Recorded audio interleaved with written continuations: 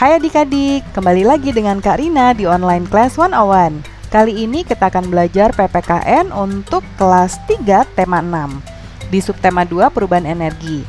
Pembelajaran 6 kali ini kita akan mempelajari hak dan kewajiban dalam memanfaatkan energi. Ini ada di halaman 97 sampai dengan 98 ya. Jangan lupa di subscribe, klik loncengnya, like dan share juga ke teman-teman lainnya. Terus dukung channel Kak Rina ya adik-adik. Lalu supaya bisa saling berkenalan, boleh juga kok adik-adik tuliskan asal sekolah dan dari kota mana.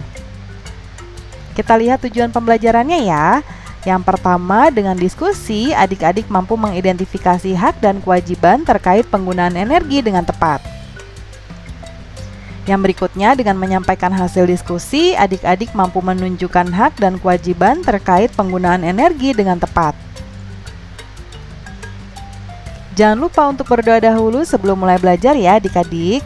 Jaga kesehatan dan selalu ikuti anjuran Bapak dan Ibu guru serta tentunya orang tua di rumah. Yuk kita mulai adik-adik, ini ada di halaman 97 ya. Energi adalah karunia Tuhan yang sangat besar. Manusia tidak mampu menciptakan energi. Manusia juga tidak mampu memusnahkannya. Manusia hanya mampu mengubah bentuknya. Perubahan energi dari satu bentuk ke bentuk lainnya.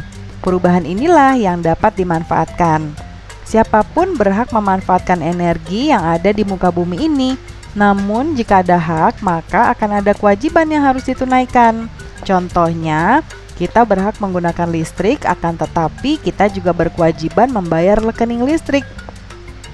Nah, sekarang lengkapi tabel berikut, isi dengan hak dan kewajiban yang saling berhubungan. Selain itu juga yang terkait dengan penggunaannya. Diskusikan bersama teman-teman ya.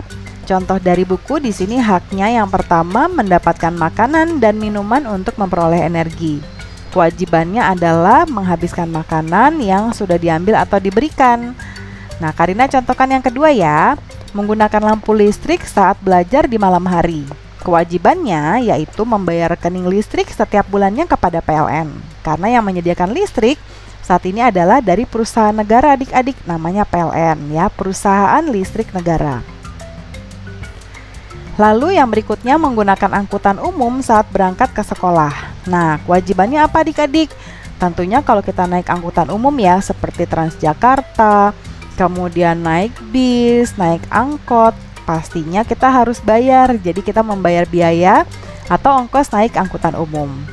Yang berikutnya menggunakan penyejuk ruangan saat belajar di ruang kelas ya, pastinya kita harus merawat penyejuk ruangan tersebut supaya tetap bisa digunakan dengan baik. Kalau rusak kan jadi nggak bisa digunakan ya adik-adik.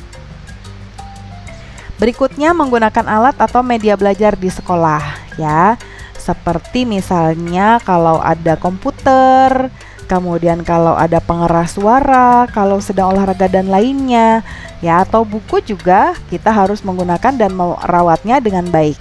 Nah itu ya adik-adik contohnya, silakan dituliskan di buku masing-masing. Jangan lupa posisi menulis, badan harus tegak, jangan terlalu dekat dengan buku. Itu dia adik-adik pembelajaran kita untuk kali ini. Terima kasih sudah menonton sampai akhir.